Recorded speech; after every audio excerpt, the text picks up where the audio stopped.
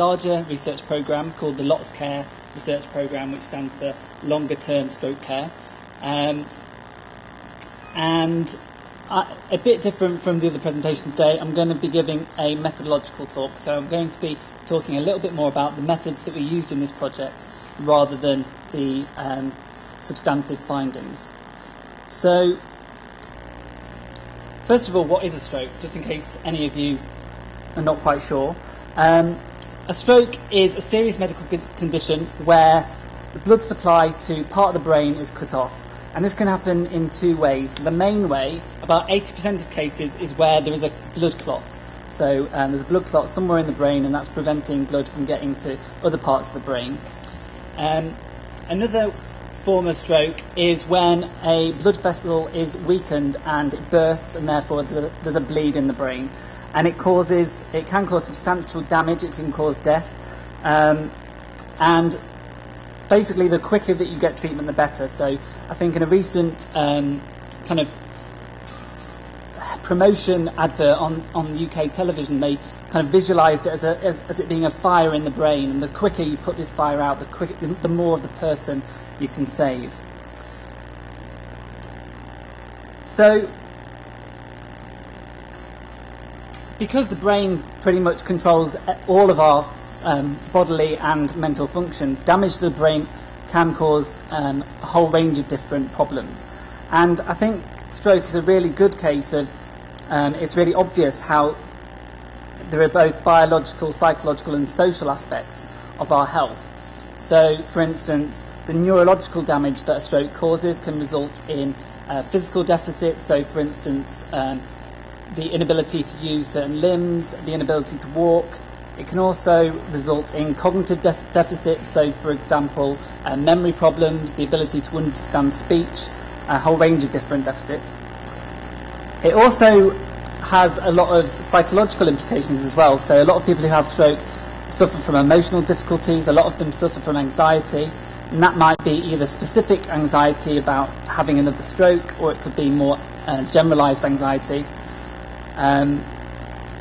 People who've had a stroke, there's a high proportion of people who suffer from depression, and also a lot of people suffer from a loss of confidence after a stroke. There's also a lot of important social implications. So a lot of people after a stroke can no longer work. A lot of them are no longer able to fulfil particular social roles that they used to. So, for instance, earning a living for the family, or taking care of the home, and it can result in social isolation. And these three things are really interconnected as well. So, for instance, if you are unable to walk, that might have particular implications for your loss of, or if you find it more difficult to walk after a stroke, that might mean that you have a loss of confidence when you're out and about outside the home, and that might result in you going out less and therefore becoming more socially isolated. So these three things are really interconnected. And health psychology tends to emphasise the interconnectedness between these three things, biology, psychology and sociology, or at least it pays lip service to that. Some critical health psychologists would argue that in reality it's more rhetoric than practice, and that psychologists still tend to focus more on the psycho bit rather than the bio or the social bit. And critical health psychologists have argued that health psychology, like the rest of the discipline, has a tendency towards individualistic reductionism, by which I mean it tends to focus on its inquiry on the individual cognitive and behavioural aspects rather than situating the individual within their social context fully. So, for instance, when examining adjustment to illness, health psychologists have traditionally looked at things like different cognitive or behavioural mechanisms, coping mechanisms. So, for instance, whether problem-based coping is better than emotion-based coping. However, adjusting to illness isn't just a psychological process. We can't consider these coping processes without considering the social context. So, for instance, these kind of psychological coping mechanisms are mediated by things such as the social and economic resources that people are able to draw on. So, the study that I was involved in aimed to investigate longer-term recovery after stroke. A lot of research on stroke tends to be focused more on the first year of recovery, where people tend to recover quite fast, and there's a lot less research on recovery post 1 year. So we were focusing more on the second year of stroke. And our aim really was to understand survivors and carers' experiences of stroke and the adaptation process, particularly within its social and cultural context. And it was a multidisciplinary project as well, so it was being conducted by a sociologist, an anthropologist, and myself, a psychologist. We recruited a subsection of the participants who took part in a larger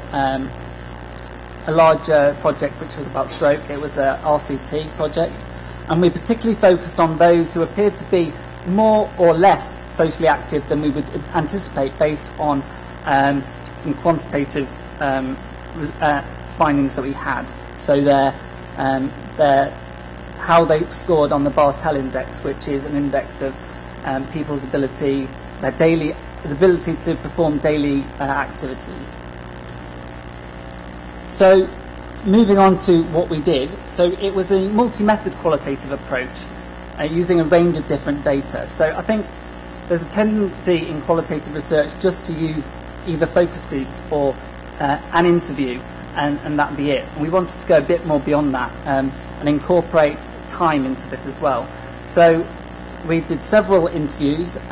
We also conducted some very limited observations, asked our participants to complete a diary, a daily diary, and also used a mapping kind of exercise in our second interview, which I'll talk a little bit more about in a second. In terms of how we analysed the data, we used grounded theory. So if people aren't familiar with that, rather than trying to test pre-existing theory, with grounded theory you are trying to develop theory that is grounded within the data, and that's usually qualitative data.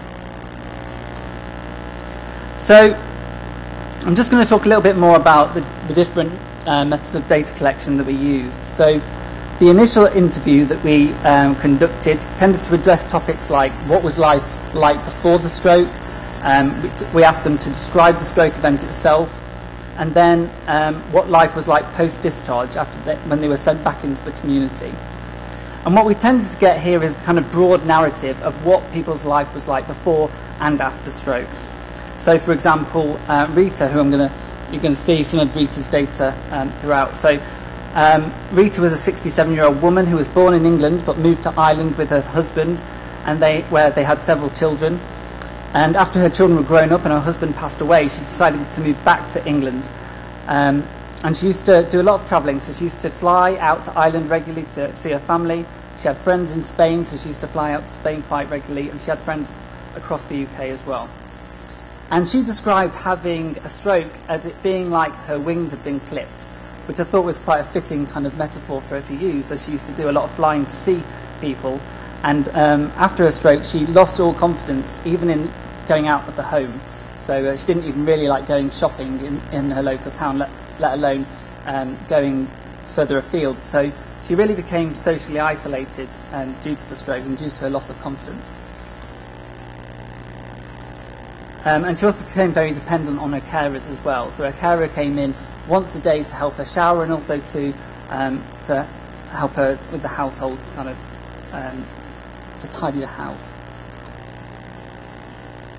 We also conducted some limited observations. So we did that we did environmental observations. So we looked at where they lived. We would walk around the neighbourhood and make field notes of the location, the local amenities, availability of public transport, anything that might be significant or play an important role in their ability to adapt.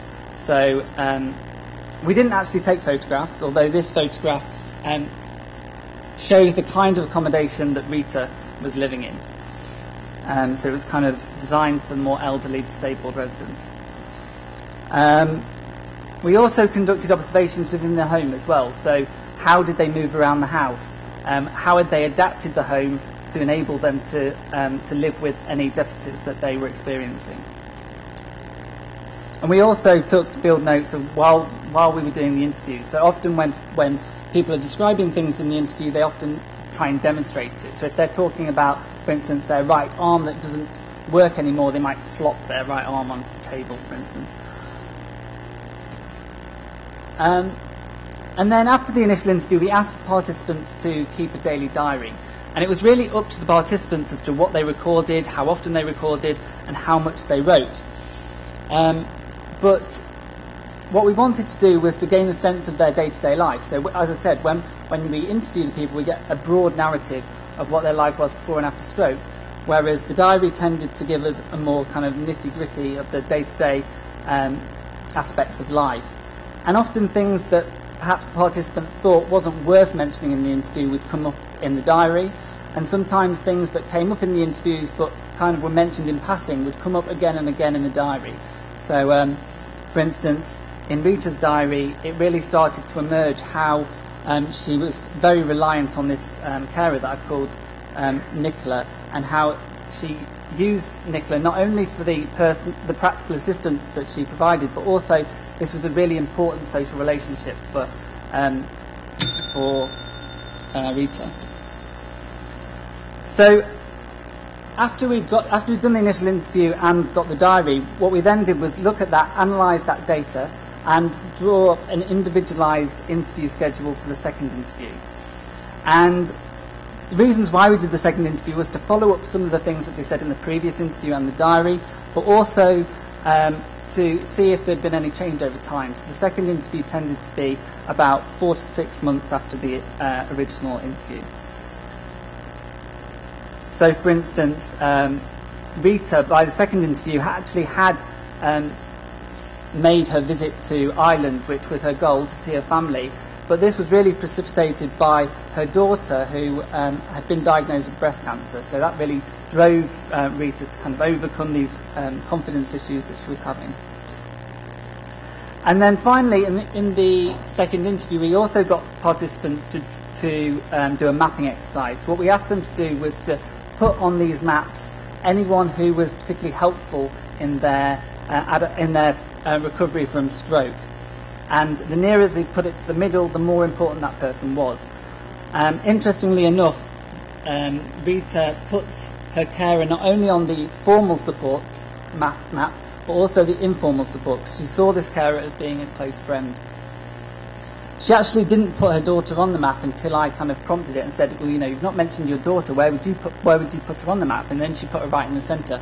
So from that perspective, it's important that we don't just, although this provides an interesting visual representation, we also have to consider the interaction that was taking place while this activity was being conducted.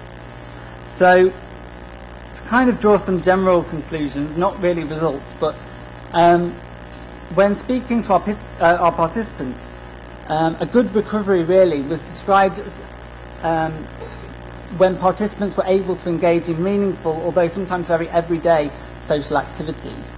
And I would argue that really what we need to do is we need theoretical models that can attend both to the individual and their relationship with themselves, the more psychological aspects, but also how that person relates to society. You know, recovery from a stroke is a social process. It's about returning to society, returning to social roles.